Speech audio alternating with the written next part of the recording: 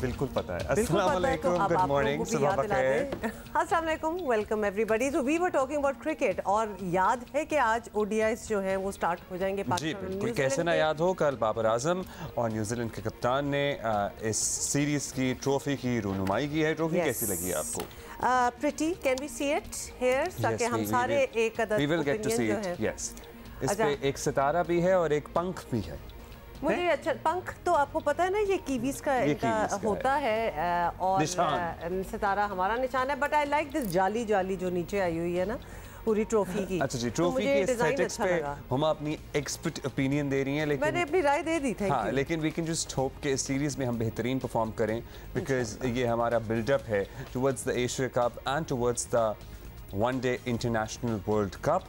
और होपफुली इंशाल्लाह हमारी बेहतरीन परफॉर्मेंस रहेगी और T20 सीरीज़ की तरह ये सीरीज़ बराबर नहीं होगी, ये सीरीज़ हम अच्छे मार्जिन से जीतेंगे। मैं सोच रही थी where are you going with this कि T20 सीरीज़ की तरह तो कुछ ना हो, मतलब कि डेफिनेटली वी शुड विन। आज सुप्रीम कोर्ट की तरफ से पैसे फराहम करने की डेडलाइन हो रही है ख़त्म और चीफ जस्टिस की तरफ में दोबारा से आज इस केस में पेशरफ्त होगी, समाअत होगी। So that is the latest जिस पे आज सबकी ही नज़रें हैं। कल पार्लियामान का इजलास भी हुआ, वज़ीर आज़म ने भी बात की, बिलावल भुट्टो ने बड़ा धुआंधार किस्म का खिताब किया और उन्होंने कहा कि ये तो हम तौहीन पार्लियामान गर्दानते हैं जो हो रहा है। हुकूमत को सुप्रीम कोर्ट की तरफ से दी गई मोहलत हो चुकी है ख़त्म और बुलफल की नज़रें आज दोबारा से होंगी अदालत पर। ठीक है जी, सुप्रीम कोर्ट ने ईद की छुट्टियों से पहले हुकूमत को वाज़े दो अहकाम दिए थे। नंबर 1, इलेक्शन कमीशन को आज यानी 27 अप्रैल तक हुकूमत को 21 अरब रुपए जारी करने हैं। दूसरा, तहरीक इंसाफ के साथ मुज़ाकरात करके एक दिन इलेक्शन की तारीख का तय कर लिया जाए। और ये भी बता दें आपको कि इस वक्त तक बिल्कुल दोनों काम नहीं हुए और इलेक्शन फंड्स जारी करने का मामला जो है वो हुकूमत ने फिर पार्लियामेंट भेज दिया है। और चीफ जस्टिस उमर अता बंदयाल की सरबराही में 3 रुकनी बेंच आज फिर मुकदमे की समाअत कर रहा है और एक तासुर है कि हुकूमत पर तौहीन अदालत की कार्रवाई के ख़तरात मंडला रहे हैं। आपको पता है ना, ये तो काफ़ी अरसे से बात हो रही थी और अदालती मोहलत के बावजूद हुकूमत और तहरीक इंसाफ में अब तक कोई पेशरफ नहीं हो पाई। और इत्तेहादी जमातों के इजलास से खिताब में वज़ीर आज़म शहबाज शरीफ ने कल इसकी वजह भी बताई है। बाय द वे, साफ कहा कि पंचायत सुप्रीम कोर्ट काम नहीं, मतलब बेसिकली पंचायत करना सुप्रीम कोर्ट का बेसिकली काम नहीं है। और बात भी इन्होंने दोहराई और पार्लियामान 3 रुकनी बेंच को नहीं मानती। सुन लें।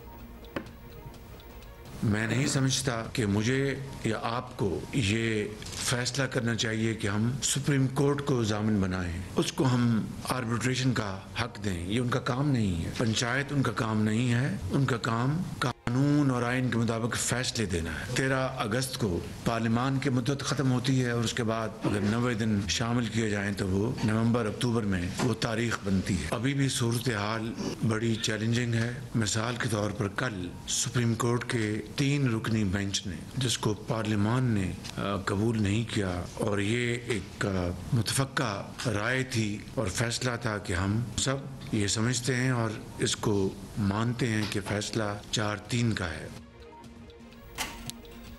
बड़े डिफाइंट है वैसे वज़ीर आज़म और बड़ी स्टेटमेंट्स हैं उनकी। अच्छा जी, हाँ, और इसके अलावा भी बहुत से लोगों ने इज़हार ख्याल किया। कौमी असम्बली का इजलास हुआ तो उसके बाद इत्तेहादी जमातों का भी इजलास हुआ और जिसमें अरकान असम्बली अदालती फ़ैसलों पर खासे बरहम नज़र आए। ये भी आपको बता दें कि बाज़ अरकान ने सुप्रीम कोर्ट के फ़ैसलों को तौहीन पार्लियामान करार दिया। यहाँ तक कहा कि इस मामले को इस्तेहकाक कमेटी के सुपुर्द किया जाए और इस्तेहकाक कमेटी में उठाया जाना चाहिए। इस मामले को इलेक्शन के मामले पर सबकी एक ही राय थी कि ये तो अपने वक्त पर होंगे। मेरा ख्याल में पाकिस्तान पीपल्स पार्टी की ख्याल तौहीन पार्लियामेंट हुआ है जनाब स्पीकर, ब्रीच ऑफ प्रिविलेज हुआ है जनाब स्पीकर। और मेरा ख्याल में ये जो ऑफेंसिव ऑर्डर है आला अदलिया की तरफ से, इसको प्रिविलेज कमेटी में उठाना चाहिए। और हमने बहुत बर्दाश्त किया जनाब स्पीकर, हमने बहुत ही बर्दाश्त किया, लेकिन आखिर कब तक बर्दाश्त करेंगे? कितने वज़राए आज़म को फांसी पे चढ़ा देंगे? कितने वज़राए आज़म को कंटेम्प्ट पे उड़ा देंगे? आखिरकार जनाब स्पीकर, आपके ऊपर और मेरे ऊपर एक फर्ज है कि हम जमीन पे एक लकीर खींच दें कि आगे जाके हम किसी इदारा को इजाजत नहीं देंगे कि वो मेरा वज़ीर आज़म नहीं, हमारा वज़ीर आज़म। सारे इदारे के सरबराह होश की नाखुन ले।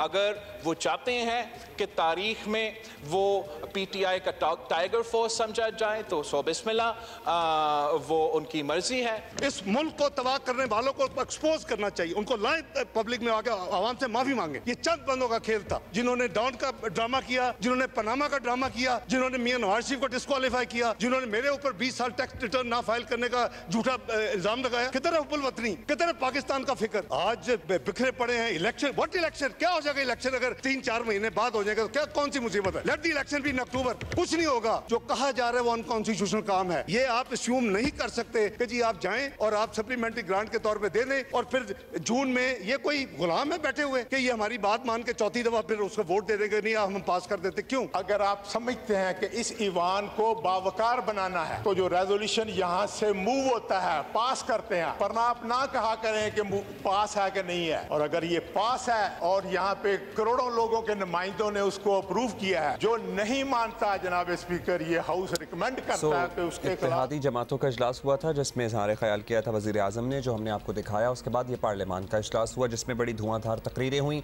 अच्छा जी, हम आपको ये बताना चाहते हैं कि असद कैसर साहब ने भी कल बयान दिया। साबिक स्पीकर हैं कौमी, साबिक डेप्यूटी, साबिक कौन, हाँ डेप्यूटी थे, हाँ डेप्यूटी थे, स्पीकर थे, स्पीकर वो तो वो दूसरे वाले थे, दूसरे वाले तो क्या नाम था, कासिम सूरी थे जिन्होंने आइन तोड़ा था।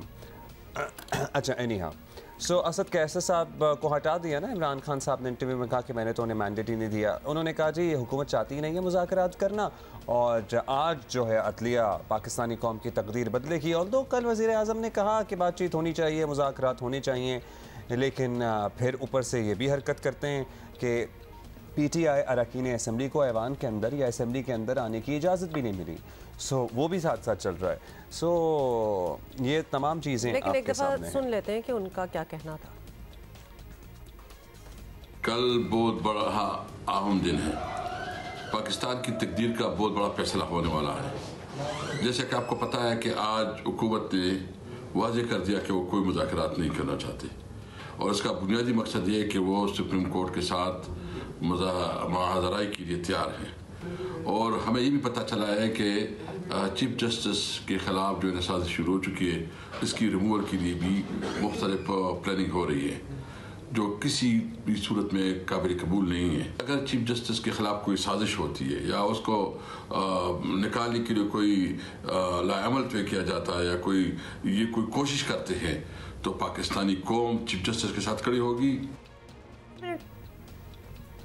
अच्छा जी, ये सारी सूरत हाल है और एक खत भी बाय द वे लिखा गया है स्पीकर कौमी असेंबली राजा परवेज़ में कहा भी क्या गया है, let me tell you. Supreme court सियासी उलझनों में ना पड़े, चीफ जस्टिस और दीगर जजेस पार्लियामान की हदूद और कानून साजी के अख्तियार का एहतराम करें। ये सब कुछ खत में था। और ये भी लिखा कि आइन फेडरल, जनाब ये भी लिखा है कि फेडरल कंसोलिडेटेड फंड की मंजूरी का इख्तियार अरकान असम्बली को देता है। ये उर्दू में लिखा होता है, इसलिए ज़रा कॉम्प्लिकेटेड हो गया था। वैसे बड़ा ये भी एक क्रिएटिविटी है कंसोलिडेटेड उर्दू में लिखना या फिर अंग्रेजी को वैसे ही उर्दू में लिखना। तो खैर कंसोलिडेटेड फंड्स की मंजूरी का इख्तियार जो है वो अरकान असम्बली को देता है। यानी मतलब ये था कि फंड्स जारी नहीं होंगे। बॉटम लाइन आप समझ जाए ना। और साथ ही आपको बताएं कि पीटीआई का मौक़िफ़ रहा है अदालती फैसला ना मानने पर हुकूमत तौहीन अदालत पर दिफा फारग हो सकती है, मगर हुकूमत भी शायद आखिरी हद तक जाने को तैयार है। So let's. अच्छा, राना सनाउल्लाह साहब हमारे साथ मौजूद हैं, वफाकी वज़ीर दाखिला। राना साहब, सुप्रीम कोर्ट में मुज़ाकराती अमल पे आप लोगों ने आज रिपोर्ट भी जमा करानी है, आपको पता ही है फंड्स तो जारी हुए नहीं, इत्तेहादियों की मीटिंग भी हुई है, उसमें बहुत कुछ डिस्कस हुआ होगा। जो उमूर आप लोगों ने तय किए हैं उस मीटिंग में, ये आप लोगों को एतमाद है कि आप इस 3 रुकनी बेंच को, स्पेशल बेंच को मुतमईन कर पाएंगे आज? देखें, बेंच के मुतमईन होने से मुतल्लक तो मैं कोई जो है वो फोरकास्ट नहीं कर सकता, लेकिन हमने जो जवाब सुबह देना है अटॉर्नी जनरल साहब ने, वो काफ़ी तसल्ली बख्श है। और इत्तेहादी सरबराहों की जो मीटिंग हुई है, उस मीटिंग में जो है वो ये फ़ैसला हुआ है कि मुज़ाकरात का दरवाज़ा जो है वो बंद ना किया जाए और इस मकसद के लिए पार्लियामेंट का फ़ोरम जो है वो इस्तेमाल किया जाए। पार्लियामेंट का फ़ोरम कौमी असम्बली का फ़ोरम है और सेनेट का फ़ोरम है। सेनेट के फ़ोरम पे पीटीआई की मौजूदगी भी है। तो इसलिए पार्लियामेंट के फोरम के ज़रिए से ये मुज़ाकरात जो है ये आगे बढ़ सकते हैं और इसके बारे में सुप्रीम कोर्ट के मुअज़्ज़ज़ बेंच को सुबह आगाह कर दिया जाएगा। अच्छा, ये भी बताइए राना साहब कि हुकूमत का पीटीआई से इब्तिदाई राब्ता हुआ है और पीटीआई में आप लोगों की एक तो ये बता दें कि बात किससे हुई है एग्जैक्टली, और क्या तहरीक इंसाफ ने किसी किस्म की फ्लेक्सिबिलिटी, कोई लचक दिखाने का इजहार किया है? जी, जो पीटीआई है उसने काफ़ी उनमें लचक आ गई थी और बल्कि उनका पहले से परवेज़ खटक साहब का और असद कैसर साहब का जो है वो हमारी पार्टी के कुछ लोगों के साथ रब्ता था और उन्होंने बार बार ये कहा कि जी बैठें, मुज़ाकरात करें, हमें बात करनी चाहिए। और इस बारे में फवाद चौधरी साहब ऑन रिकॉर्ड है, उन्होंने मीडिया पे आके भी कहा कि जी वक्त मुकर्रर करें, बताएं कहाँ पे बैठना है, हम मुज़ाकरात के लिए तैयार हैं। इमरान खान साहब ने भी ये कहा कि जी हम मुज़ाकरात के लिए मैं तैयार हूँ। लेकिन जैसे ही उस दिन बेंच ने ये फरमाया कि जी आप उस वक्त कोई मेरा ख़्याल है 1-1:30 का टाइम था कि जाएं और 4 बजे तक जो है ना मुज़ाकरात करके समझौता करके वापस आ जाएं, वरना फिर 14 मई को इलेक्शन होंगे। हमारा फ़ैसला जो है वो अटल है और उसके ना पूरा होने की सूरत में बड़े संगीन नताइज होंगे। तो ये सारे फिर जो है वो मुकर गए।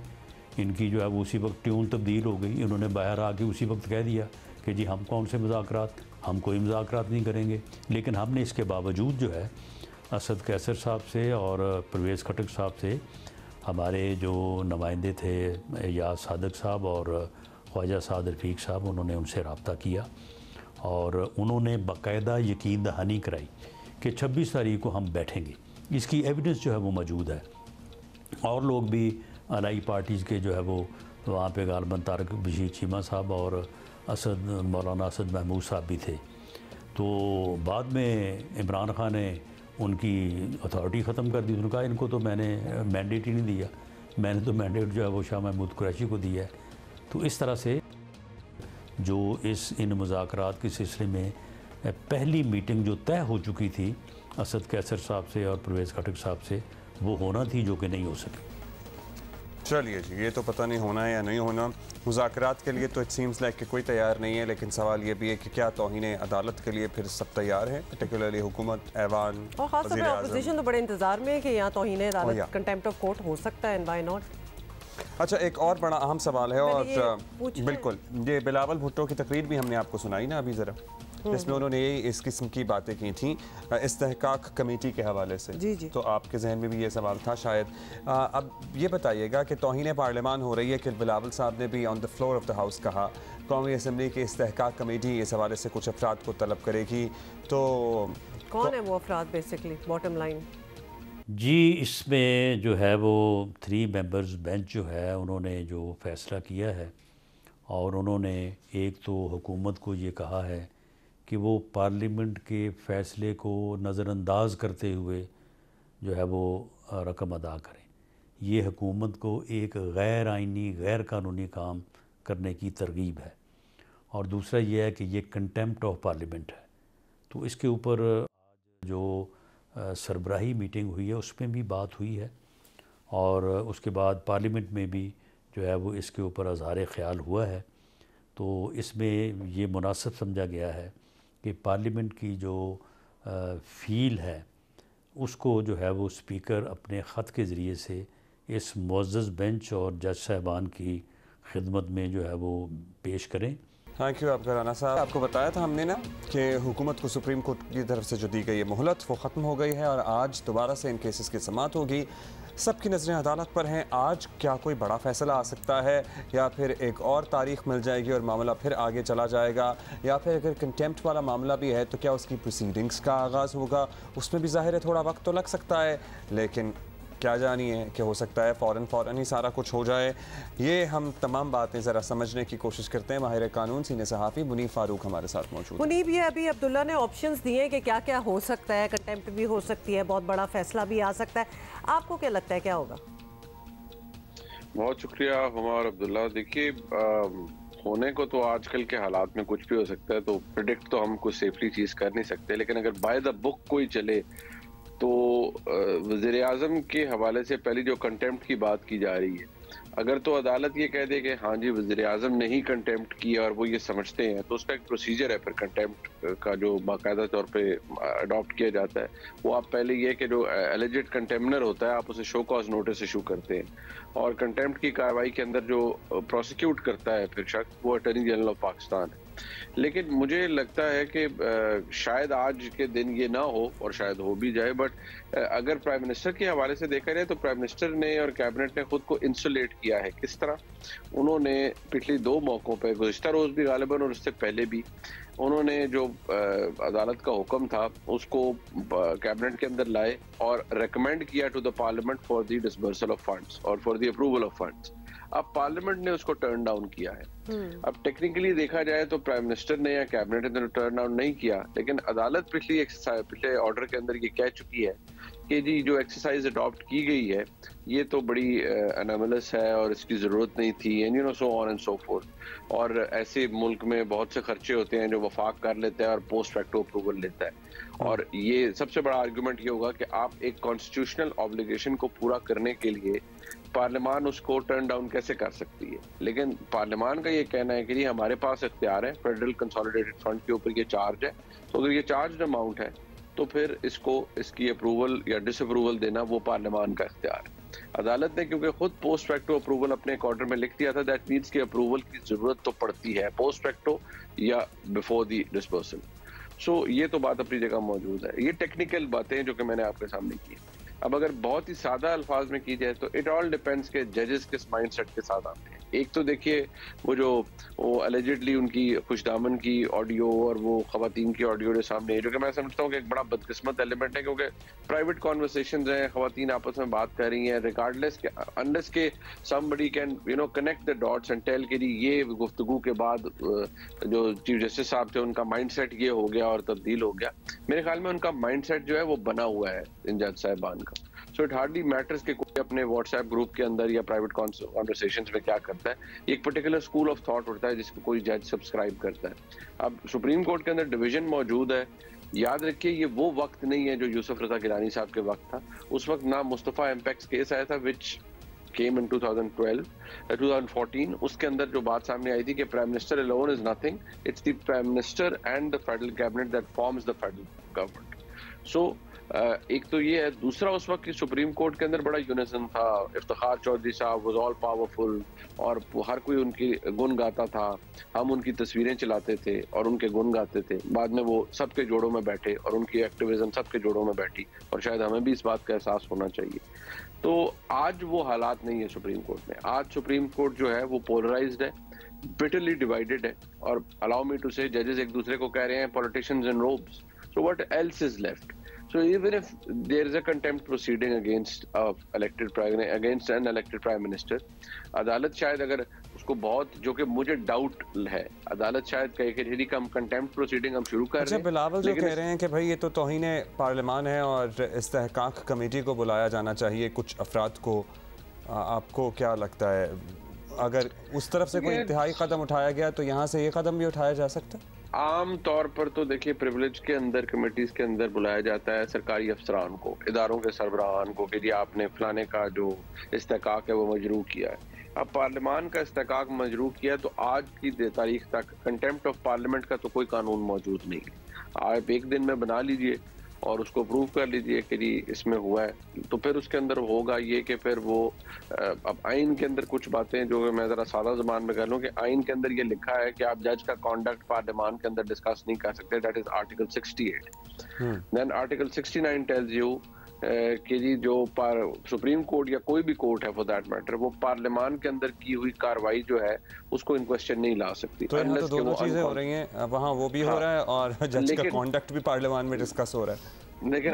लेकिन जो कासिम सूरी वाला केस था उसके अंदर एक अनकॉन्स्टिट्यूशनल मूव को अदालत ने उसकी कॉग्निजेंस ली थी ऑन द ग्राउंड कि वो अनकॉन्स्टिट्यूशनली उन्होंने टर्न डाउन की जो तहरीक अदम एतमाद की पूरी करारदाद थी, और आर्टिकल 5 को इन्वोक किया जो कि मैं समझता हूँ नहायत ही भोंडी तरीकाकार था। अब यहाँ पार्लियामान के अंदर तकारीर क्या उस जुमरे में आ रही हैं कि वो कॉन्स्टिट्यूशन वायलेट हो रहा है। बातें नज़र में तो आ रही हैं कि जजेस का कॉन्डक्ट डिस्कस हो रहा है, जज को किसी को सासू माँ का ताना दिया जा रहा है, किसी को कहा जा रहा है ये बायस्ड हैं, सफ़ेद पोश इमारत के अंदर बैठे हुए लोग, और नौकर तनख्वाहदार आदमी पार्लियामान की ये कर रहा है वो कर रहा है, you know, so on and so fourth. So violation तो हो रही है, बट आज की तारीख में ऐसा कोई कानून मौजूद नहीं है कि पार्लियामान की तौहीन हुई है लिहाजा उसके तहत आप किसी को प्रोसिक्यूट करेंगे। And we are talking about supreme court जजेस, it's not a simple thing. Tragedy ये भी तो है ना मुनीब के सारा कुछ हो रहा है, और ब्लेटेंट वायलेशन का भी आपने तस्करा किया हो रही है। उधर से अपेरेंटली सुप्रीम कोर्ट भी पार्लियामान वाले कहते हैं कि वो पार्लियामानी कार्रवाइयों में मुदाखलत कर रही है। इधर से जजेस के कॉन्डक्ट डिस्कस हो रहे हैं on the floor of the house. ये सारा इसलिए भी हो रहा है because the supreme court itself is so divided कि वो at the position of strength नहीं है जिसकी जो होनी चाहिए। देखिए उसकी एक बड़ी वजह यह है कि it started off with you know like 9 member bench, तो फिर 7 member bench, and it somehow has reduced itself to a 3 member bench, which basically tells a very sad story about the supreme court के यहाँ जो supreme court के अंदर जज साहिबान हैं, चीफ जस्टिस साहब, मतलब इस हद तक वो इनसिक्योर बाज़रत के साथ हो चुके हैं कि वो जो डिसेंट है उसको वो अफोर्ड ही नहीं कर सकते अपने बेंच के अंदर, और वो किसी ऐसे जज को अपने साथ नहीं बैठाते जो कि उनकी राय से मुताबिकत ना रखता हो फॉर दैट मैटर। और अब अगर वो कंटेम्प्ट की प्रोसीडिंग चलाते हैं फॉर इंस्टेंस, और यही जजेस बैठ के कंटेम्प्ट के मामला सुनते हैं और कोई लार्जर बेंच नहीं बनता, तो फिर बस यही होगा जी कि बस ठीक है, फिर सुप्रीम कोर्ट इन्हीं 3 जजेस के ऊपर मुहित है, बाकी जजेस जो हैं वो शायद सबैटिकल पे आए हुए हैं, खाली तालीम हासिल करने के लिए आए हुए हैं, उनका और तो कोई काम नहीं होगा ना। तो ही जब होगा क्या ये बताइए, क्या कुछ हो सकता है? मतलब अदालत के सत्ता नहीं, अगर अदालत कह दे कि 14 मई को इलेक्शन हमने फैसला दे चुके हैं, जैसे कि आपको पता ही है पहले कहा था, अगर तो आप किसी तारीख के साथ आ जाएं, नहीं तो 14 मई को इलेक्शन होंगे, और हुकूमत अटल रहे अपने फैसले पर कि इलेक्शन तो नहीं होने 14 मई को, हमने पैसे ही नहीं देने, व्हाट नेक्स्ट? हुकूमत तो अटल है।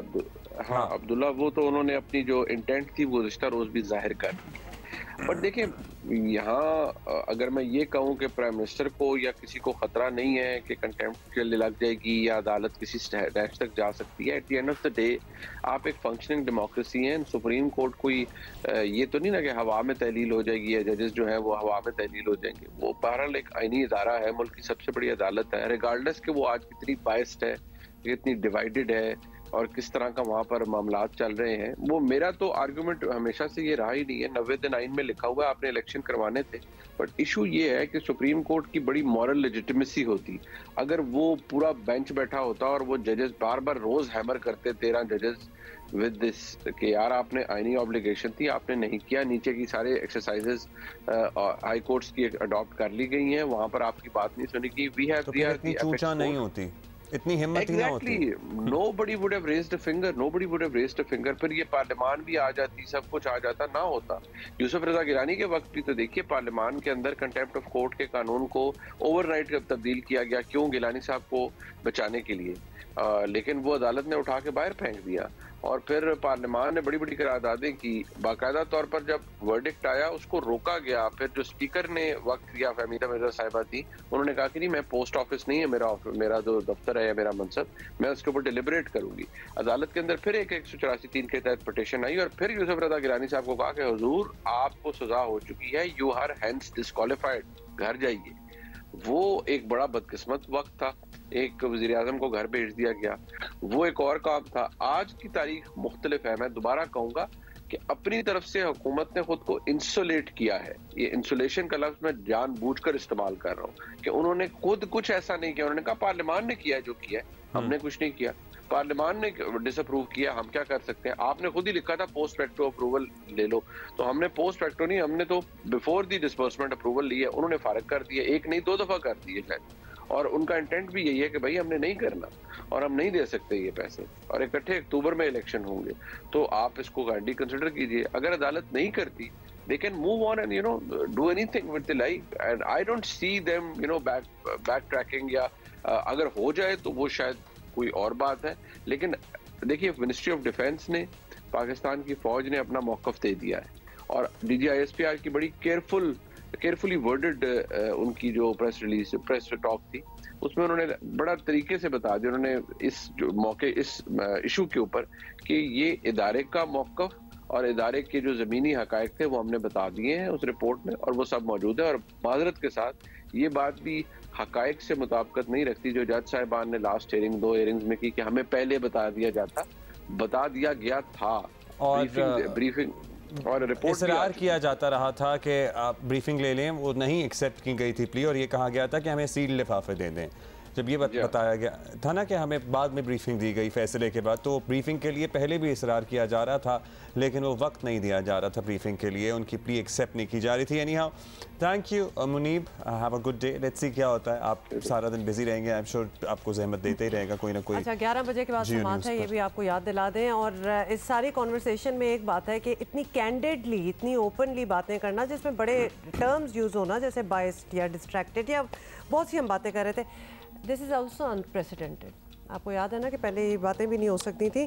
जब इसलिए कहते हैं ना कि जब आप यूनाइटेड हों या आप मुत्तहिद हों तो फिर आप पोजीशन ऑफ स्ट्रेंथ पे होते हैं। बेशक। और जब मतलब आप थोड़े से अनटचेबल होते हैं, लेकिन जब आप अपना वो रूप छोड़ दें और फिर डिवाइडेड हो जाएं, जब आपके खुद ही हिस्से बखरे हो जाएं और खुद ही आप में इतना ज़्यादा डिसेंस हो जाए, मतलब आपस में एक दूसरे को, अगर मैं और आप दस्तों गिरेबां हो जाएं फॉर इंस्टेंस, तो फिर हमारी कौन दूसरा कोई ख्याल करेगा।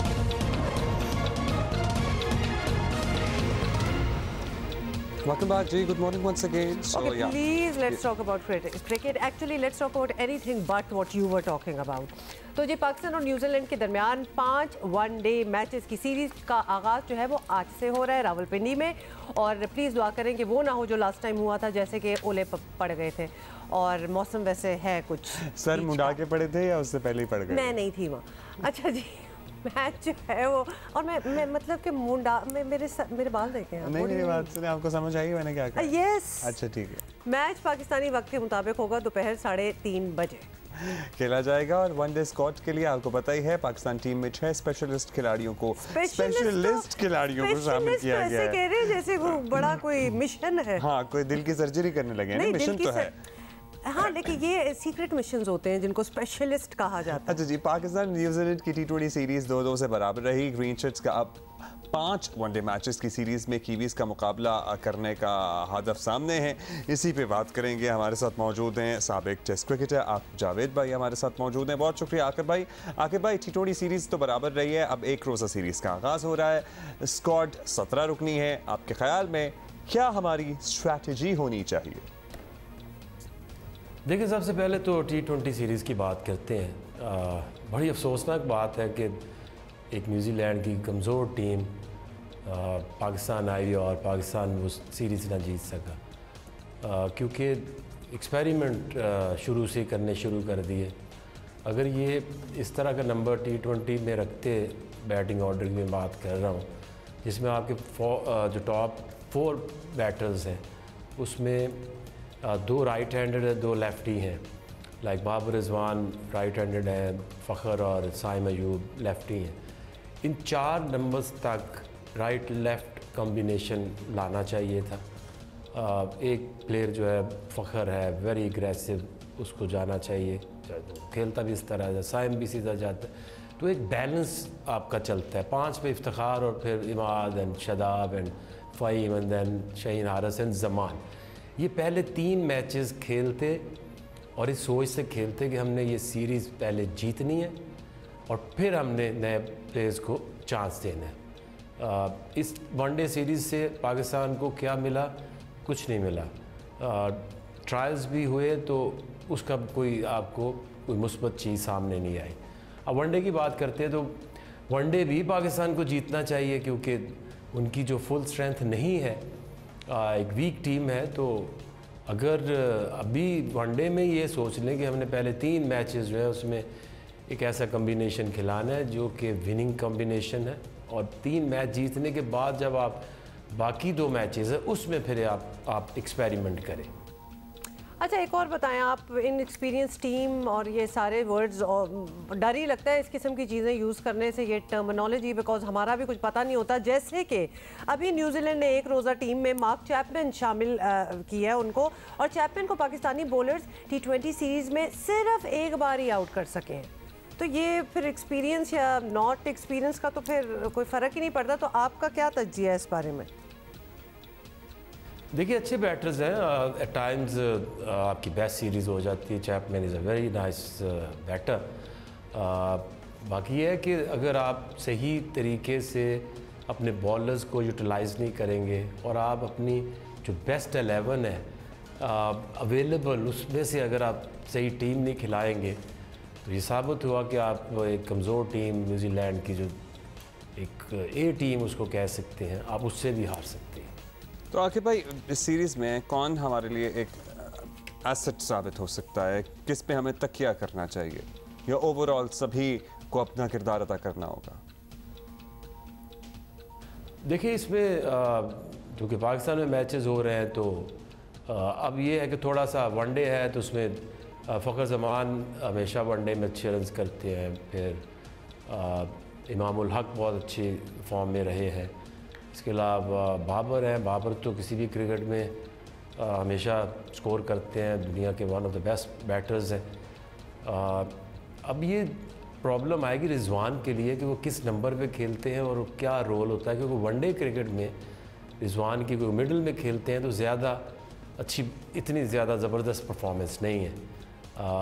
बट उसमें मेरे ख़्याल में तो आपको ये सोचना है कि हमने एशिया कप जो कि सितंबर में होने जा रहा है वो भी पाकिस्तान में होना है, उसमें आपने क्या करना है, किस तरह से आपने एक टीम बनानी है अब से लेके एशिया कप तक, जो कि टाइम इतना ज़्यादा नहीं है, और फिर वर्ल्ड कप है अक्टूबर में।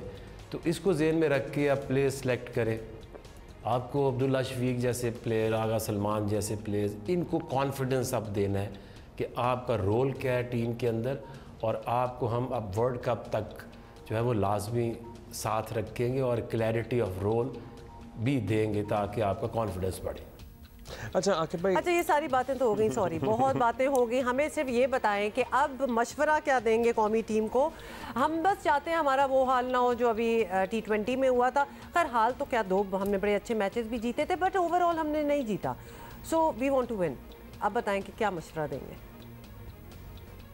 देखिए राइट 11 बनाएं और उसमें ये है कि अपने जो बॉलिंग है उसमें नवाज़ है आपके पास, इसमें आ जाएगा 50 ओवर्स में, फिर शदाब हैं, उसके बाद 3 बॉलर जो हैं, हारिस है, शाहीन है, और ज़मान को ज़रूर ट्राई करें। उसकी वजह ये है कि ज़मान से अच्छा डेथ ओवर में आपके पास कोई बॉलर नहीं, इज़ नंबर 1। तो मैच जब आप बॉलिंग जिताती है तो एंड में डेथ बॉलिंग डिसाइड करती है। If you have Haris and Zaman and Shaheen mix up, आपका डेथ ओवर बॉलिंग अटैक हो तो पाकिस्तान को यकीनन ये सीरीज़ जीतनी चाहिए।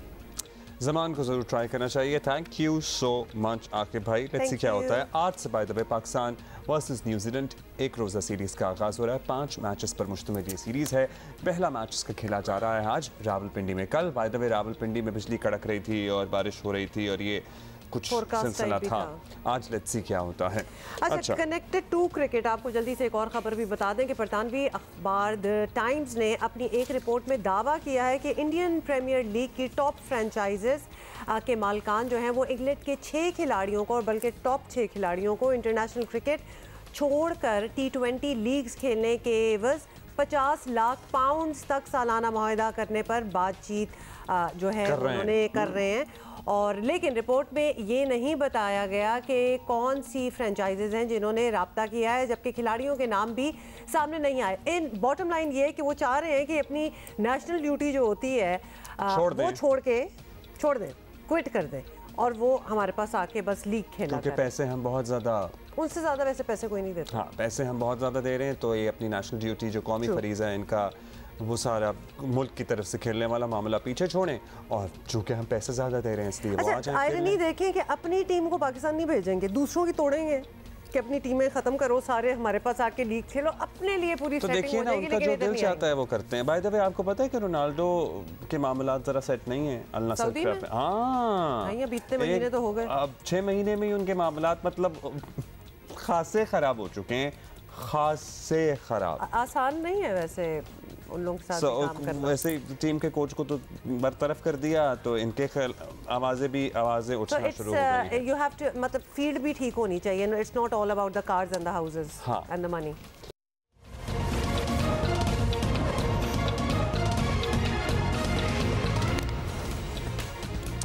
वेलकम बैक जी, गुड मॉर्निंग वंस अगेन। और अच्छा जी, हम pox. एम पॉक्स की बात कर रहे थे।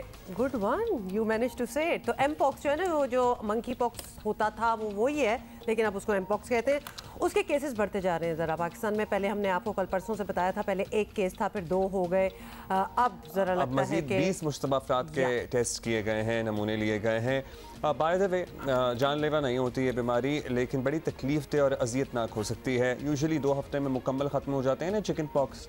चिकन पॉक्स तो पता ही है आपको क्या होते हैं, खसरा वगैरह जिसे कहते हैं, और ये 4 हफ्ते तक भी रह सकते हैं। और अच्छा, और बाय द वे इसकी जो है ना डेप्थ बहुत ज़्यादा होती है। डॉक्टर्स का ये भी कहना है, आपको डरा नहीं रहे लेकिन वार्न कर रहे हैं कि 9 से 15 साल के बच्चे जो हैं वो एमपॉक्स से ज़्यादा मुतासर होते हैं यूजुअली। वैसे अभी तो हमें जो केसेस सामने आए हैं वो एडल्ट्स में टिपिकल एज है चिकन पॉक्स वाली भी, और इसी में एमपॉक्स भी हो जाता होता है। लेकिन अभी जो केसेस आए हैं बाय द वे वो एडल्ट्स के हैं।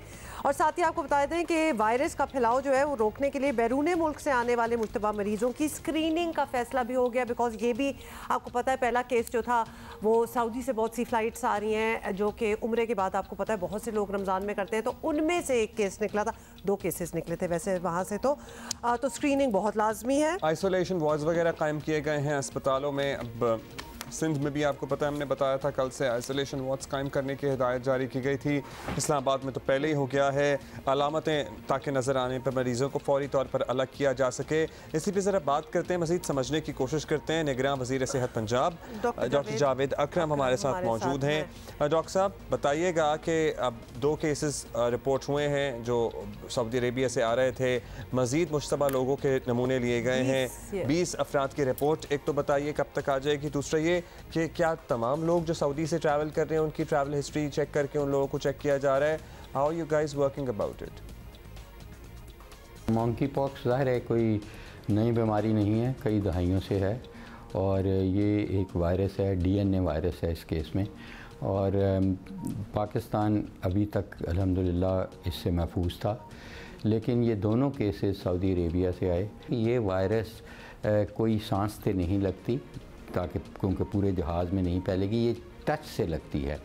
और टच इसकी उस सूरत में होती है कि इसका इंक्यूबेशन पीरियड है, यानी कि अगर ये वायरस आपकी बॉडी में एंटर होगी तो उसके बाद अलामात तकरीबन 8 से 10 दिन बाद होती हैं। और अलामात में वही हैं जो वायरस किसी की भी होती हैं, जिस्म टूटना, बुखार होना, नज़ला, थोड़ा बहुत ज़ुकाम और उल्टियाँ, कै वगैरह आना।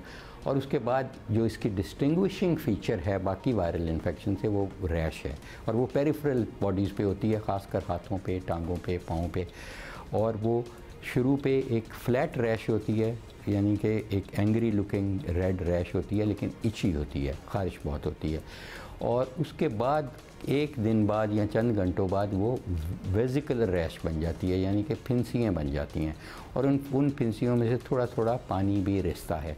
ये इन्फेक्टिव होती है। और जो हम PCR जो आपने कहा इनके टेस्ट कर सकते हैं, टेस्ट हम नहीं करेंगे, उनको सर्विलेंस करेंगे कि उनको अलामात होंगी या उनके जिस्म पे वो दाने निकलेंगे, तो उन दानों से ही तो हमने वो मटेरियल लेना है जिसको हम PCR जिसका करेंगे।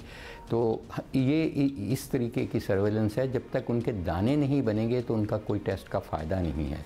तो इसलिए कोई टेस्टिंग से नहीं है, ये क्लिनिकल पहले है, और उसके बाद अगर उनके वेजिकल्स निकलते हैं तो फिर उसका स्वाब लेके हम PCR करेंगे। और इन दोनों हजरात का PCR पॉजिटिव आया है।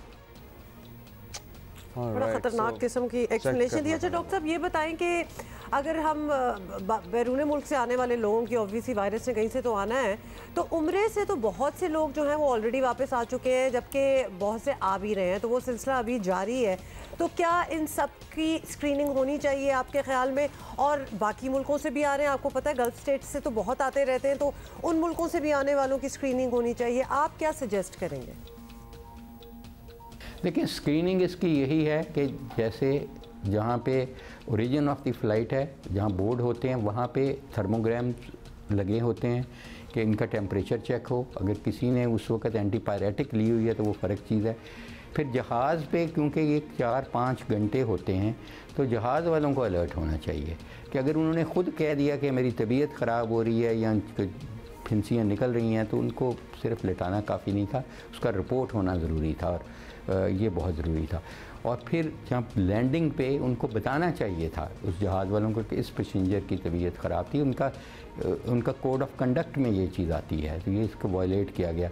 तो उनको मेरा ख्याल है उस एयरलाइन को भी किसी न किसी तरीके से फ़ाइन भी होना चाहिए और उसके ख़िलाफ़ एक्शन भी होना चाहिए। और फिर हमारी इमिग्रेशन स्टाफ के जहाँ सिविल एविएशन अथॉरिटी के डॉक्टर्स बैठे हैं वहाँ, उनका काम ही यही है कि ऐसी बीमारियां जो इंपोर्ट हो रही हैं उनसे रोकथाम अपने मुल्क को महफूज किया जाए। वो भी मिस हुआ। ये तो ख़ुद एक्टिवली जाके इन्होंने रिपोर्ट किया हॉस्पिटल में, बाद में तो ये डिटेक्ट हुआ। तो इसलिए मैं समझता हूँ कि हमें जो उम्रे से हमारे आ रहे हैं बहन भाई बुज़ुर्ग, उनके लिए हमें यही करना है कि हमें पहले सऊदी गवर्नमेंट से बात करनी है, क्योंकि ये तो बंदा कन्फाइनमेंट में था, इसने तो कन्फाइनमेंट में it should have been detected और उसको ऐसे डिपोर्ट नहीं करना चाहिए था, उसको क्वारंटाइन वहीं करनी चाहिए थी। ये भी हमें थ्रू डिप्लोमेटिक चैनल्स ऑब्वियसली उनको ये सारा बताना पड़ेगा। फिर उसके बाद हमें यही स्क्रीनिंग उनकी ज़्यादा फाल होनी चाहिए at the time of origin. इसका ये भी मतलब है कि जो हमारे डिपार्चर्स हो रहे हैं वहाँ पे भी हमारे डॉक्टर्स को ज़्यादा अलर्ट होना चाहिए, सिविल एविएशन के जो बॉर्डर कंट्रोल के डॉक्टर्स हैं। और फिर एयरलाइन और फिर खाली फॉर्म भरवा लेना मेरा नहीं ख्याल काफ़ी होगा। तो इसलिए डेफिनेटली ये इसकी सर्विलेंस है। और जिन लोगों को अलामात हैं, चाहे वो वायरल ही हैं, चाहे भी फिंसियाँ नहीं भी निकली, उनको ज़रूर अव्वल तो उनको क्वारंटाइन करें। अब क्वारंटाइन फैसिलिटीज़ हमारे अनफॉर्चुनेटली एयरपोर्ट्स पे नहीं, थर्ड पार्टी क्वारंटाइन करें। जो अफोर्ड करते हैं उनको होटल्स में करें, जो नहीं अफोर्ड करते उनको हॉस्पिटल्स में हमने अभी अरेंज किया है। फ़िलहाल quarantine facilities all over Punjab हमने नोटिफाई कर दी हैं, उधर क्वारंटाइन करें। और फिर अगर उनके जब वेजिकल्स निकलते हैं तो उनकी टेस्ट करें और फिर उनकी ट्रेसिंग करें किन किन को उन्होंने कॉन्टैक्ट किया है। अच्छा डॉक्टर साहब, ये फरमाइएगा कि वैक्सीन तो है, मंगवाने का भी कहा जा रहा है कि अब पाकिस्तान ने बाज़ाब्ता कहा है आलमी इदारों से कि हमें वैक्सीन फ़राहम की जाए। तो क्या अब हज सीज़न भी शुरू होने वाला है, हज ऑपरेशन कुछ ही दिन में, क्या हज पर जाने वाले तमाम अफराद को ये वैक्सीन लगाई जाएगी? कुछ इस सिलसिले में सोचा है ऑलरेडी?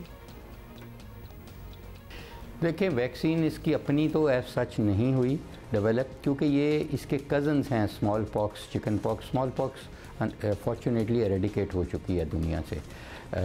तो वेरिसिला जो है ये वायरस उस फैमिली की वायरस है तो इसके अगेंस्ट एक चिकन पॉक्स की वैक्सीन है जो एक कंपनी है, डेनिश कंपनी है, वो मैन्युफैक्चर अभी भी कर रही है और वही वैक्सीन इसके लिए यूज़ होती है। लेकिन it is not recommended anywhere in the world, या WHO या यूनिसेफ वगैरह किसी भी अथॉरिटी नहीं रिकमेंड करती कि हम रूटीन वैक्सीनेशन करें।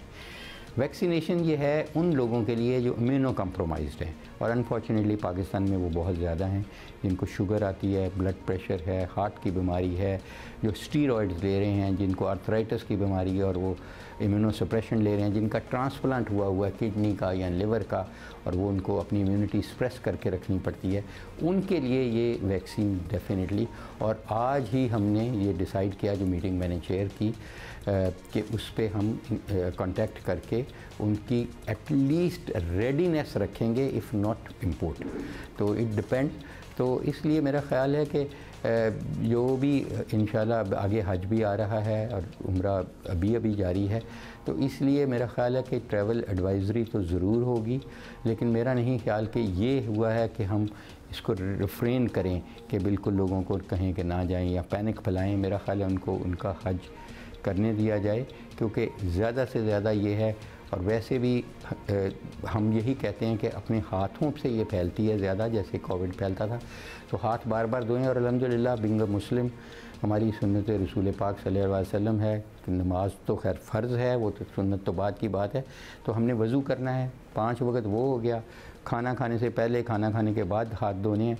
तो ये काफ़ी मेरा ख्याल है दर्जन दफ़ा हो जाता है कि अगर हम हाथ धोएंगे तो फिर महफूज रहेंगे। और हज पे भी यही हमें इसी का करना चाहिए। ये स्प्रेड इसकी इस तरह नहीं है कि ड्रॉपलेट इन्फेक्शन या सांस से हो, इसकी स्प्रेड टच करने से है। अच्छा डॉक्टर साहब, फाइनली ऑफ कोर्स आपने बड़ी अच्छी तरह वैसे तो एक्सप्लेन कर दिया है कि किस तरह होता है और एंड ऑल दैट, लेकिन चूंकि हम ये नेशनल टेलीविज़न पे बात कर रहे हैं, आम शहरियों को तो कोई परेशान होने की ज़रूरत नहीं है ना, ख़ास तौर पे जिनकी कोई इस तरह ट्रैवल हिस्ट्री भी ना हो, प्रॉक्सिमिटी भी ना हो विद पीपल जो ट्रैवल करके आए हैं, तो उनको तो परेशान होने की ज़रूरत नहीं है। और दूसरा ये कि कुछ और उनको करना चाहिए जिससे प्रिकॉशंस वगैरह, एहतियाती तदबीर के हम ये कर लें तो हम अपने आप को ज़रा बचा सकते हैं। वैसे भी मैं समझता हूँ कि बिल्कुल डरने की बात नहीं है और बिल्कुल सुकून में रहें, अपना काम करें, अपने एंजॉय करें, बच्चों को स्कूल जाने दें। हिफाजती इंतज़ाम यही हैं कि अननेसेसरली अपने एक दूसरे को टच नहीं करें, हाथ नहीं मिलाएं, क्लोज़ कांटेक्ट अवॉइड करें जिस कदर आप कर सकते हैं। और अगर आपको अलामात हैं नज़ला, ज़ुकाम, खांसी और बुखार की, तो आप घर पे अपने आप को आइसोलेट कर लें। अगर आपको रैश निकलती है तो फौरी तौर पे टेस्ट कराएं। बाकी क्योंकि पाकिस्तान है और पाकिस्तान में हमारी अपनी तहकीक और बेइंतहा तहकीकात हैं कि आधी पॉपुलेशन को 40 साल के बाद ब्लड प्रेशर है, 30% को शुगर है और हार्ट की बीमारी बहुत ज़्यादा है, फालिज बहुत ज़्यादा है। तो इन लोगों को अपना दवाइयात लें और कंट्रोल रखें इन बीमारियों को। ये बीमारियां आपका जीवन साथी हैं। और अगर आपका विटामिन डी जो कि अक्सर 80% लोगों का कम है, अगर कम है तो ज़रूर vitamin D supplementation one form और दी अदर लेते रहिए। उसका भी इम्यून मॉडरेशन में और इम्यून को सही सिस्टम को रखने में बहुत बड़ा रोल है। बहुत शुक्रिया, thank you so much doctor साहब for sharing all this precautions with us as well कि हमने क्या क्या करना है। अपनी इम्यूनिटी जो अगर कॉम्प्रोमाइज्ड है तो उसको बेहतर बनाना है। अपने ब्लड प्रेशर, शुगर लेवल्स किसको नहीं है, आपको पता ही है, घर में सभी के मौजूद होते हैं ना ऐसे लोग, वालिदैन, बड़े बुजुर्ग। बेसिकली ये है कि अगर आपने सेहत अपनी ऑलरेडी उस पर तवज्जो दी हो और अपने आप को ठीक रखा हो तो बहुत सी चीज़ें फिर आपको इफेक्ट उस तरह नहीं करती हैं। अल्लाह ना करे अगर हो भी जाए तो you have a good chance of recovering, because आप वैसे अपनी सेहत को ठीक रखते हैं। विटामिन डी ले लिया करें कभी कभी। क्या विटामिन डी अगर इनटेक कर लिया करें और अगर लेवल्स चेक, ना ओवरऑल ही पाकिस्तानियों में विटामिन डी की अगर लेवल्स चेक करा लें तो और ज़्यादा बेहतर है, लेकिन अदरवाइज 80% लोगों का कमी होता है। सो और उसके अपने सिम्टम्स होते हैं, एक लेथार्जी भी होती है, एक लैक ऑफ एनर्जी भी होती है, मतलब उससे भी बड़ी चीज़ें होती हैं। ये तो मैं जिंदगी के साथ ही है, बहुत से लोगों की लेथार्जी, लैक ऑफ एनर्जी। किसको सोच के सोच रहे अपने बारे जैसे डॉक्टर साहब कह रहे थे ना, वो बीमारियां जीवन से आती हैं, मतलब कॉम्प्रोमाइज करना है आपको। ब्लड प्रेशर, शुगर वगैरह के साथ। क्यों डॉक्टर साहब ने कहा है, लेकिन सही कह रहे थे, बिकॉज रहना भी है उन्हीं के साथ और उनको जरा सेटल्ड भी रखना है, मैनेज भी करना है। बिल्कुल। सो या that is how moving on. और हमने आपको बताना है एक बड़ा अच्छा एंडेवर है जो सिंध हुकूमत ने कहा है कि करेंगे। I am really looking forward to it, क्योंकि लुकिंग फॉरवर्ड टू हम सारे लुकिंग फॉरवर्ड करें। देखिए ऐलानों में एक चीज़, ऐलान करना एक चीज़ होती है, to actually make it happen. और ख़ासतौर पे अगर बड़ा प्रोजेक्ट हो। प्रोजेक्ट क्या है जी, हम बता दें, आपको पता ही है कि बिजली की कीमतें कहाँ पहुँच रही हैं। मतलब एक परेशानी जो है ना, बल्कि पिछले डॉक्टर साहब से हमें ये परेशानी के बारे में हल पूछना चाहिए था, क्योंकि ये रोज़मर्रा की ज़िंदगी गुजारना इन इट सेल्फ एक परेशानी है। जैसे कि जब बिजली का बिल आता है तो घरों में लड़ाइयाँ पड़ जाती हैं कि किसने कौन सा पंखा और लाइट और AC और क्या ऑन रखा था। तो अब जी ये ऐलान किया गया है, और ये ऐलान भी हुआ है, पीपल्स पार्टी के शरीक चेयरमैन और साबिक सदर आसिफ जरदारी ने ऐलान किया है। आवाम के लिए खुशखबरी है कि सूबे के हर घर में सोलर पैनल लगवाने का मंसूबा जी सिंध हुकूमत जो है वो बना रही है। आसिफ जरदारी ने हो जाएगा तो मैं कहता हूँ सक्सेस साबित होगा। लेकिन ये कैसे होगा ये मैं आपको बता दूँ। इस पर अमल करना बहुत मुश्किल इसलिए है क्योंकि एक अंदाजे के मुताबिक एक घर के सोलर पैनल पर तकरीबन 15 से 16 लाख खर्च होता है। We are talking about one house only. आपको पता है शुरू में 2 पैनल्स भी लगाए ना आप सोलर के। लोग कर्ज, बैंक्स इनफैक्ट कर्ज दे रहे थे, वो सिलसिला भी खत्म हो गया कम शरह सूद पर, क्योंकि उससे बड़ी आसानी हो जाती थी लोगों को। खैर लेट्स सी क्या होता है। की बात बन जाएगी बाय द वे अगर हर घर में 2 पैनल्स लगे। Yes. नहीं हम 2 पैनल्स मैं आपको 2 का कहने का मेरा मकसद है कि मिनिमम भी करो। मिनिमम भी करेंगे तो करें तो फिर भी जब आप अच्छा हम क्या किस तरह ये हो सकता है, किस तरह नहीं हो सकता, ये हम जानते हैं। वज़ीर तवानाई सिंध इम्तियाज़ शेख हमारे साथ मौजूद हैं। सर ज़ाहिर है साबिक सदर आसिफ अली जरदारी की तरफ से ऐलान किया गया है, कुछ तो आप लोगों ने सोचना ऑलरेडी शुरू कर दिया होगा और उन्होंने भी बगैर सोचे समझे तो नहीं कहा होगा। हर घर में सोलर के ज़रिए तवानाई पहुँचाई जाएगी, लोड शेडिंग का भी खात्मा होगा, बिजली के भारी भरकम बिलों से भी, और ऑब्वियसली हमारे मुल्क में जो सर्कुलर डेट का इशू है, सारा मामला बिजली के मामला से जुड़ा है, फ्यूल इंपोर्ट का इशू है। अगर इसमें मदद हो जाए ना अपनी बिजली के बिल वगैरह में, तो बहुत बड़ी मदद है ये। तो कोई ठोस प्लान आप लोगों ने तैयार किया है, कुछ फ्रेमवर्क है माइंड में? देखिए जी, सदर आसिफ अली जरदारी साहब एक बहुत दूर की सोच रखने वाले, विजन वाली शख्सियत हैं, और उन्होंने ये जो चीज़ कही है कि सिंध के घरों को सोलर किया जाए और सोलर का प्लान बनाया जाए सोलराइज करने का, ये एक गहरी सोच के साथ है। क्योंकि सिंध के लोग पूरे पाकिस्तान में भी, लेकिन सिंध में ख़ास तौर पे तकरीबन शहरी इलाकों में भी तकरीबन 8 से 10 घंटे तक की लोड शेडिंग है, और देहातों में तो 18-18 घंटे की लोड शेडिंग है। तो लोग बेतहाशा तकलीफ़ में हैं, और लोग इस महंगी बिजली और वो भी ना होने के मतलब बराबर लोग इस वक्त उस अज़ाब को झेल रहे हैं, और कई सालों से इस मसले पर काम भी हो रहा है। लेकिन अब जरदारी साहब ने एक हिदायत जारी की है जिसमें कहा है कि सिंध के तमाम घरों पर सोलराइज लगाए जहाँ जहाँ भी मुमकिन हो सके, टेक्निकली और फिज़िकली पॉसिबल हो। तो ये एक दूरस्थ सोच का नतीजा है, और उनके हिदायतों पर अमल करते हुए एक मेगा प्रोजेक्ट सोलराइजेशन का बनाया जाएगा सिंध में, जिसमें तमाम घरों को जहाँ जहाँ भी होगा, चाहे शहरी इलाके हों या देही इलाके हों, इस प्रोग्राम को अमल में लाया जाएगा। PC1 की तैयारी भी हम करेंगे, फिजिबिलिटी और इसकी जो टेक्निकल चीज़ें जो देखने वाली हैं वो देख के, उसके बाद ये प्लान बना के हम ये काबीना में पेश करेंगे, और उसके बाद इसको हम इंशाल्लाह अमली जामा पहनाने के लिए इक़दाम करेंगे। लेकिन जिस तरह आपने कहा अच्छा लगता है, लेकिन अच्छा भी लगता है, लेकिन इस पर काम भी हो रहा है। इस पर ऐसे नहीं कि काम नहीं हो रहा, ऑलरेडी मतलब हुकूमत इस पर काम कर रही है। पाकिस्तान पीपल्स पार्टी का ये मंशूर में भी है, और पाकिस्तान पीपल्स पार्टी का ये अपना प्रोग्राम है कि लोगों को तकलीफ़ ख़त्म कर दी जाए जो भी उनकी है। और ये जो लोड शेडिंग का मामलात हैं क्योंकि हैं मरकज़ के पास, हमारे पास लोड शेडिंग का कंट्रोल नहीं है। लोड शेडिंग और बिजली महंगी या सस्ती करना हमारे इख्तियार में नहीं है, ये मरकज़ी हुकूमत करती है। लेकिन फिर भी हम चाहते हैं कि इसको लोड शेडिंग कम से कम की जाए, कम से कम तकलीफ़ लोगों को हो लोड शेडिंग के हवाले से, और बिजली सस्ती की जाए। तो उसके लिए जो सोलराइजेशन का प्रोग्राम है जरदारी साहब की हिदायतों पर इंशाल्लाह बनेगा। और देखने सुनने में तो अच्छा लगता है, इंशाल्लाह जल्दी देखने में भी आपको आएगा और वो भी अच्छा लगेगा आपको। अच्छा, इन प्रिंसिपल बहुत अच्छी बात है, और अगर इस किस्म का कोई अज़म हो कि हम ये करना चाहते हैं तो इंटेंशन इज़ वेरी गुड, लेकिन प्रैक्टिकली ये कैसे होगा? बिकॉज वो कभी कभार शक भी हो जाता है ना कि ये डूएबल है कि नहीं। तो ये बताएं कि आप लोगों ने कोई स्टैट्स निकाल ली हैं कि सिंध में कितने मकानात हैं और इसके लिए कितनी सरमायाकारी चाहिए होगी? तो ये क्या आपको पता चल गया? और इसके अलावा क्या इसके लिए खुसूसी मराद का ऐलान आप करेंगे लोगों को ताकि वो इसका फ़ायदा उठाएँ?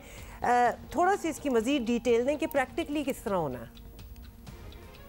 देखिए, सिंध में इस वक्त तकरीबन जो घरों की सेंसस हुई है, काउंटिंग हुई है, 8.5 लाख मिलियन या 9 लाख मिलियन के दरमियान में है। अब ये फाइनलाइजेशन उसकी हो रही है, दिन बढ़ा दिए गए हैं इसके सेंसस के। तो लेकिन अंदाज़न इतनी है कि तकरीबन 8.5 मिलियन के करीब घर जो शुमार किए जा सके हैं। तो इसमें मतलब मैं समझता हूँ कि इस प्लान के तहत जो हम बनाएंगे, जो मेगा प्रोजेक्ट जिसकी मैं बात कर रहा हूँ, जो जरदारी साहब की हिदायतों पे बनाया जा रहा है, उसके लिए एस्टिमेशन होगी, उसके लिए फिजिबिलिटी होगी, उसके लिए सर्वे होंगे, और ये मतलब जहाँ जहाँ भी ये लग सकेगा वहाँ लगाया जाएगा। और जो गरीब लोगों को जहाँ बिजली नहीं मिलती और जहाँ महंगी बिजली है उनको मतलब फ्री की बिजली मिलेगी या सस्ती बिजली होगी। इसकी मेंटेनेंस कॉस्ट भी बहुत थोड़ी है इसकी।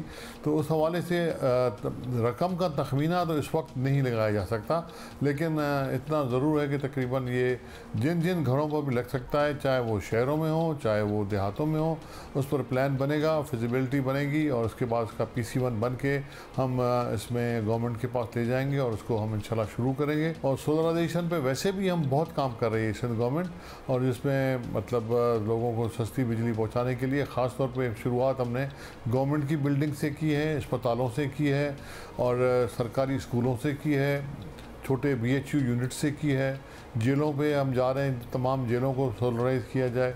ये प्रोग्राम ऑलरेडी चल रहा है, और इंशाल्लाह ये इस मेगा प्रोजेक्ट के बाद सिंध में बहुत बड़ा फ़र्क आएगा और एनर्जी क्राइसिस पाकिस्तान में कम हो जाएंगे। अच्छा, ये बताइएगा कि 2010 में भी हमें याद है कि जब जरदारी साहब सदर थे तो उस वक्त भी उन्होंने सोलर एनर्जी पर बड़ा जोर दिया था, लेकिन उनके इरादे वादों तक ही महदूद रहे। इस बार क्या तवक्को रखें, ये मनसूबा वाक़तन आगे बढ़ेगा? देखें, जिस तरह मैंने पहले आपको बताया, सदर जरदारी साहब एक विजन रखने वाले शख्सियात हैं जो कि मतलब दूर की सोचते हैं और सोचते हैं कि लोगों को किस तरह रिलीफ दिया जाए। ये उस वक्त उन्होंने सोचा जबकि दुनिया में सोलराइजेशन अभी शुरू हुई थी, मतलब इतना उसका नहीं था। उस वक्त उन्होंने सोचा कि पाकिस्तान में भी हो। और उसके बाद यहाँ जिस तरह मैंने कहा कि प्रोग्राम बन रहा है, 2 लाख घर हम सोलराइज करने वाले हैं वर्ल्ड बैंक की मदद से। 400 मेगावाट का जो हाइब्रिड अपना सोलर प्लांट्स हम इधर लगा रहे हैं, 350 मेगावाट का कराची में और 50 मेगावाट मांझंद में, उस पर भी उसके टेंडरिंग प्रोसेस तक पहुंच गया है। उसके अलावा मैंने जिस तरह बताया कि तकरीबन सिंध की 35 बड़ी अस्पतालें हम कर चुके हैं, 250-300 के करीब BHUs हैं वो हम सोलराइज कर चुके हैं। स्कूल हमने शुरू किए हैं तकरीबन लाड़काना, शिकारपुर, खैरपुर, मीरपुर खास, इन इलाकों में हमने काफ़ी काम करवाया है। थर में काफ़ी काम सोलर पे हुआ था, लेकिन इसको और आगे बढ़ाने की बात है। ये जो काम हमने किए वो वही सोच है जो जरदारी साहब ने उस वक्त रखी थी और उसकी हिदायतें दी थी, उस पर ये काम यहाँ हो चुके हैं। और अभी यहाँ काफ़ी काम, तकरीबन 1 अरब से ज़्यादा बजट रखा गया है पिछले साल, जो कि जिस पर भी काम शुरू हो रहा है और टेंडरिंग प्रोसेस कंप्लीट हो गई है काफ़ी चीज़ों की, जो कि अभी सोलराइजेशन सिंध में होगी।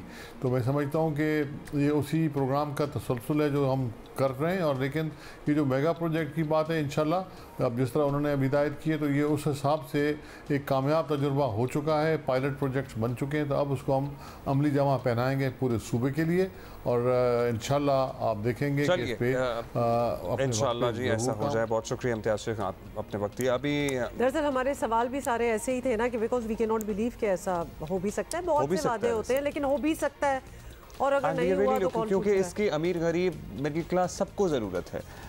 Of course, absolutely. अच्छा, मौसम की बात करेंगे लेकिन उससे पहले एक ब्रेक ले लें।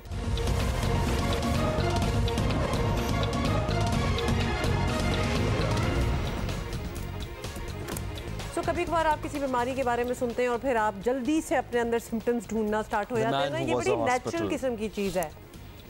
तो हम वही बात कर रहे थे, लेकिन किसी को एमपॉक्स वगैरह अल्लाह ना करे हो और अल्लाह ना करे कि कुछ हो। अच्छा जी, बदतरीन सैलाब आए पिछले साल, इस मरतबा क्या सूरत हाल रह सकती है? अभी तो ज़्यादातर इलाकों में मौसम खुश्क रहने की पेशगोई की जा रही है, लेकिन यू नेवर नो। और लेकिन 2-3 दिन पहले, बल्कि पिछले हफ्ते, जब सवात में दोबारा बारिशें आई और एक तो सैलाबी सूरत हाल दोबारा बन गई थी। मतलब वो literally repeat telecast from last year लग रहा था। ग्लेशियर पिघल कर उमड़ कर दरिया नदी नालों को भर रहे थे, क्योंकि यू नो ग्लेशियर्स का ज़्यादा हद से ज़्यादा पिघलना भी मौसमियाती तगय्युर की निशानी है और ये सबके लिए नुकसानदेह भी है। और अब हमने इतना बुरा एक एक्सट्रीम वेदर जो होता है वो हमने देख लिया पिछले साल, तो अब थोड़ी सी भी बारिश हो, और इतनी थोड़ी नहीं थी अगर हम सवात की बात करें, तो डर लग जाता है कि अभी ये हो रहा है तो अभी अगले 1-2 महीने में क्या होगा। डिटेल हमारे पास ये है कि 28 अप्रैल से 10 मई तक बारिशें हो सकती हैं। पंजाब, सिंध और खैबर पख्तूनख्वा के 90% इलाकों में कहीं हल्की और कहीं मूसलाधार बारिश और यालाबारी होगी। इसी तरह अर्बन फ्लडिंग का खदशा भी मौजूद है। महकमा मौसमियात ने हुकूमती महकमों को खबरदार रहने के लिए अलर्ट जारी कर दिया है। इसके अलावा आज़ाद कश्मीर के मुख्तलिफ इलाकों में लैंडस्लाइडिंग और नदी नालों में तुग़यानी का इम्कान है। सयाहों से कहा गया है कि बारिश के दौरान पहाड़ी इलाकों में सफ़र न करें, समुंदर में तुग़यानी का खदशा है। माहीगीरों को भी हिदायत जारी कर दी गई हैं। अच्छा जी मेट मेहर साहिबजाद खान हमारे साथ है। मेहर साहब, ये सबसे पहले तो ये बता दें, क्योंकि थोड़ी सी कन्फ्यूजन है कि इसे मॉनसून का कबल अज वक्त आगाज़ कहेंगे जो अभी फोरकास्ट है, बिकॉज ये फोरकास्ट तो कल से स्टार्ट हो जाएगा, 28 to 10 मई का कहा जा रहा है, तो क्या है कबल अज वक्त मॉनसून आप इसको कहेंगे? और बारिशों का ये सिलसिला मतलब 10th है, लेकिन उसके बाद कब तक होगा?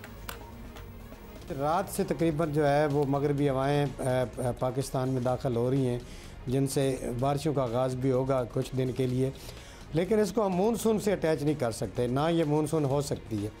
मानसून की बारिशें जो है वो प्री मानसून भी जो होता है वो तकरीबन जून में होता है, और जुलाई, अगस्त, सितंबर वगैरह मानसून के महीने।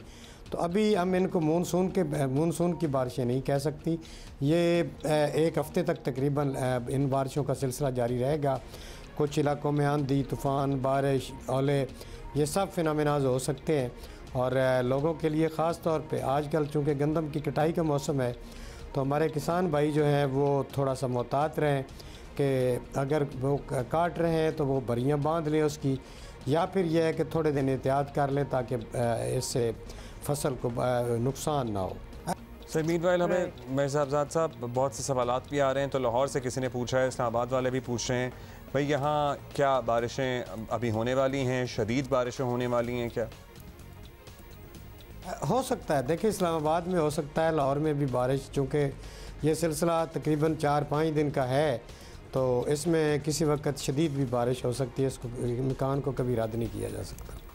चलिए फिर इस्लामाबाद का भी बता दें, क्योंकि लाहौर वगैरह बता दिया, इस्लामाबाद में भी हो सकती है, कराची का इस्लामाबाद लाहौर में तो फिर भी हम एक्सपेक्ट कर लेते हैं बारिश कभी भी हो सकती है, कराची और बाकी सदर्न एरियाज जो हैं उनमें भी होगी। बिल्कुल, ये सिलसिला जो है पूरे पाकिस्तान में फैलेगा। जैसे अब आजकल सिंध और बलूचिस्तान के जो इलाके हैं वो इनकी जद में हैं, तो ये पूरे पाकिस्तान को तकरीबन, और कुछ इलाके हमारे जो शुमाली इलाके हैं उनमें ज़्यादा भी ये तेज़ हो सकती है बारिश। और ऐसी कोई बात नहीं, जैसे तुगानी वगैरह भी वो जैसे होता है ना कि जी लैंड स्लाइडिंग होगी, या कुछ इलाकों में दरिया में किसी में पानी थोड़ा सा ज़्यादा भी आ सकता है, लेकिन इतना सैलाबी रेला नहीं आ सकता, लेकिन पानी थोड़ा सा ज़्यादा आ सकता है जिससे मुतात रहने की ज़रूरत है। अच्छा, फाइनली ये भी बता दें कि क्योंकि हम अभी सवात का जिक्र कर ही रहे थे कि पिछले हफ्ते क्या हुआ है, तो क्या इस सिलसिले से सैलाबी सूरत हाल भी पैदा हो सकती है और इसके लिए क्या कोई अलर्ट वगैरह भी जारी होंगे? देखिए अलर्ट तो जारी होता है, लेकिन ऐसी सूरत हाल नहीं। अभी सैलाब के लिए बहुत बड़ा वो चाहिए होता है कि जी पहले काफ़ी ज़्यादा बारिशें होंगी तब होता है, लेकिन ऐसी सैलाबी सूरत हाल नहीं है। लेकिन पानी आ सकता है दरियाओं में थोड़ा बहुत, जो है ना हमारे नदी नाले सवात या इन इलाकों में जो है ना वो वहाँ पे दरिया में पानी थोड़ा बहुत आ सकता है। बहुत शुक्रिया आपका, थैंक यू डीजी मेट मेहर साहब खान साहब हमारे साथ मौजूद थे और बता रहे थे कि भाई अभी एक स्पेल शुरू होने वाला है 28 from tomorrow 28 of April to 10th of May. उनका कहना है इसको मॉनसून नहीं कह सकते, मॉनसून फिर भी जून जुलाई अगस्त वाला होगा। ये वैसे एक और स्पेल जो है वो बन रहा है, this is going to be all across the country, north to south, क्योंकि कराची को भी उन्होंने इंक्लूड किया है। और आज से कह रहे हैं कि वो हवाएं जो हैं वो ज़रा फील होना स्टार्ट हो अगर आपके कुछ ऐसे काम हैं जिसमें आपको बारिश की ज़रूरत नहीं है क़तई तौर पर, उनको इस हवाले से प्लान कर लें। बहुत से कंस्ट्रक्शन के साथ एसोसिएटेड होते हैं लोग। आपकी ऐप क्या कहती है वैसे, क्योंकि आपको पता है ना वो एंड में हम अपनी ऐप ही खोलते हैं, तो ऐप कुछ भी ये देखें, हाँ, ऐप बता रही है बारिशें कल से 11 बजे से अभी का बता रही है 30%। कुछ नहीं हुआ था, परसों भी बता रही थी। अच्छा, कराची ऐप पे इतना वैसे एतमाद ना किया कीजिए, ब्रेक लें, हम पे डीजी मेट पे ज़्यादा एतमाद करें। ब्रेक के बाद मिलें।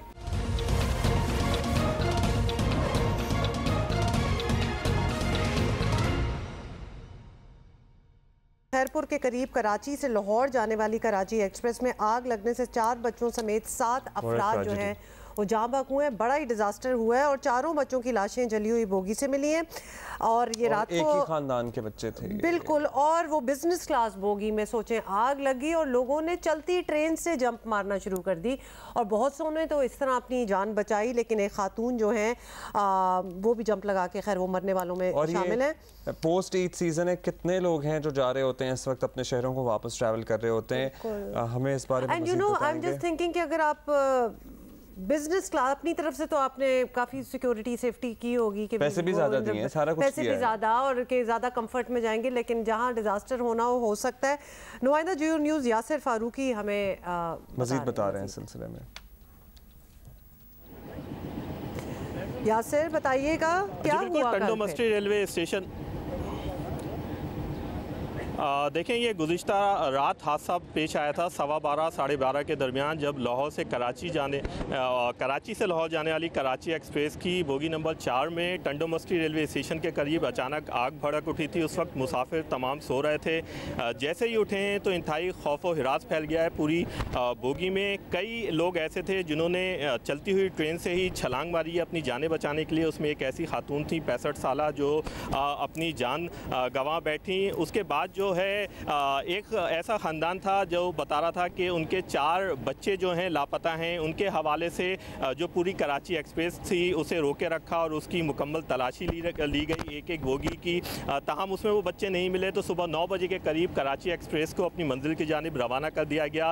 अब से 2 घंटे पहले पाक फ़ौज की निगरानी में टंडी बस्ती रेलवे स्टेशन पे रेस्क्यू ऑपरेशन शुरू किया गया। उन बच्चों की तलाश के हवाले से पुलिस सर्जन डॉक्टर अबू तालिब की निगरानी में गिम्स मेडिकल इंस्टीट्यूट की मेडिकल टीम ने ट्रेन का जो बोगी है जो जली हुई उसमें बच्चों की तलाश के लिए जांच पड़ताल का अमल शुरू किया। इस दौरान 6 मजीद जो लाशें इसमें से निकाली गई हैं, जिसमें 4 बच्चों की लाशें हैं, एक 20 से 22 साल लड़की है जबकि एक मर्द की लाश है। इनमें जो 3 बच्चे, एक जो 20 से 22 साल लड़की और जो एक खातून है जिन्होंने जन्म दी थी, वो 5 जो है एक ही ख़ानदान से ताल्लुक़ रखती हैं, जबकि जो एक मर्द और एक बच्चा है उनकी अब तक शनाख्त नहीं हो सकी है। इन लाशों को यहाँ से लग गई बताइएगा, मतलब क्या इंक्वायरी अब तक सामने आई है कि ये आग शुरू कैसे हुई?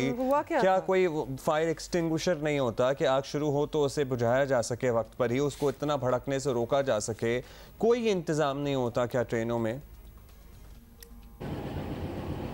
देखें, अब तक रेलवे हुक्काम इस हवाले से कोई भी सूरत हाल वाज़े नहीं कर सके हैं कि ये आग कैसे लगी। ताहम इब्तदाई तौर पे यही बताया गया था कि मुमकिना तौर पे ये आग शॉर्ट सर्किट के बाइस लगी है, क्योंकि ट्रेन तेज़ रफ्तार थी, तेज़ी के चल रही थी। इसके वजह से जो आग ने देखते ही देखते पूरी बोगी को अपनी लपेट में ले लिया और जब तक ड्राइवर को इस बात का इल्म हुआ तो तकरीबन आधी से ज़्यादा बोगी जो है आग की लपेट में आ चुकी थी, क्योंकि मुसाफिर भी उस वक्त रात 12:15 साढ़े 12 बजे का टाइम था, तो बेशतर मुसाफिर सो रहे थे।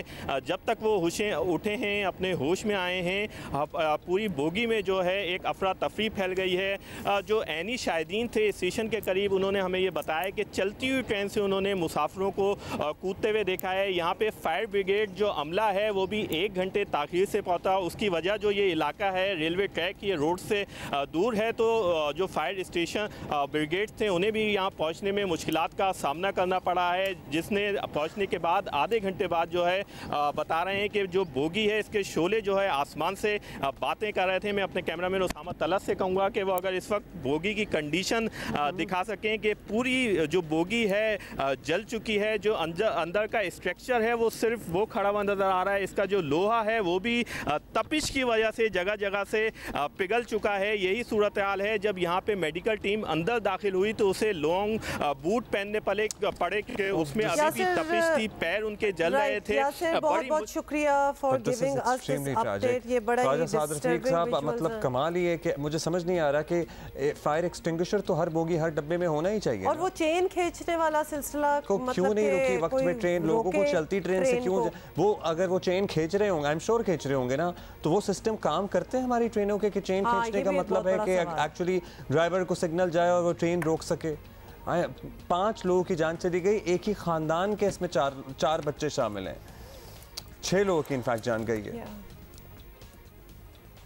7 हो गई भाई, ये तादाद 7 हो गई है। हाँ। और जिसमें एक मर्द है जिसकी शनाख्त नहीं हो सकी, एक खातून है 22 साल और 4 बच्चे हैं, एक बच्चे की प्रॉब्ली शनाख्त नहीं हो सकी है, एक खातून जो जंप मार के, हाँ वो 65 साल। और ये मुझे मामला नहीं समझ आया कि खानदान अपने बच्चों को ढूंढ रहा था और एक और ट्रेन में ढूंढ रहा था और वो इस ट्रेन में मिले हैं और वो तमाम जान की बाजी हार गए थे। बेसिकली बोगी अलग थी और उसके बाद इसमें से निकले तो उन्हें पता नहीं था कि किस बोगी में थे, वो भी मुझे समझ नहीं आया मामला। लेकिन अभी तक इसमें कोई हाई लेवल रेलवे हुकाम की तरफ से मौक़िफ़ क्यों नहीं सामने आया कि ये आग कैसे लगी? पहली बात ये, इसको बर वक्त क्यों नहीं बुझाया जा सका? एक ही डब्बे तक महदूद रही ना, बड़ी अच्छी बात है, एक ही बोगी तक महदूद रही, लेकिन उन लोगों को जो इस बोगी में मौजूद थे दूसरी बोगियों में आगे क्यों नहीं शिफ्ट किया जा सका जब इस आग को एक बोगी तक कंटेन कर लिया गया था? क्या ट्रेन वक्त पर रुकी नहीं? क्यों नहीं रोकी गई अगर लोग ट्रेनें खींच रहे थे? सवाल हैं जिनके जवाब चाहिए, इसलिए भी क्योंकि this is not the first incident and this is not going to be the last. हम कितनी बार ट्रेनों की कंडीशंस, तरीक़ेकार, मैनेजमेंट, ओवरहॉल, अपकीप, उन पे बात कर चुके हैं, लेकिन दे आर नॉट। छोटा सा एक बात बता दें, इसमें फायर एक्सटिंग्विशर मौजूद होते हैं हर बोगी में कि नहीं होते? मतलब ये अरेंज करना कितना मुश्किल काम है, और अगर होते हैं तो वो काम करते हैं। खैर इस पे तो बहुत सारे सवालात के जवाब हम तलाश कर रहे हैं, लेकिन एट द सेम टाइम 11 बजे जो है अहम समाअत होगी सुप्रीम कोर्ट में पंजाब में इलेक्शन का मामला। 11:30 हुकूमत को दी गई मोहलत, फंड्स के इजरा की खत्म हो चुकी है। लेट्स सी हुकूमत क्या मौक़िफ़ अपनाती है। दोपहर को ODI पाकिस्तान न्यूजीलैंड, तो वो भी आज स्टार्ट हो जाएगा दोपहर को 3 बजे। एंड इंशाल्लाह we are gonna see you tomorrow. Have a great day, hopefully.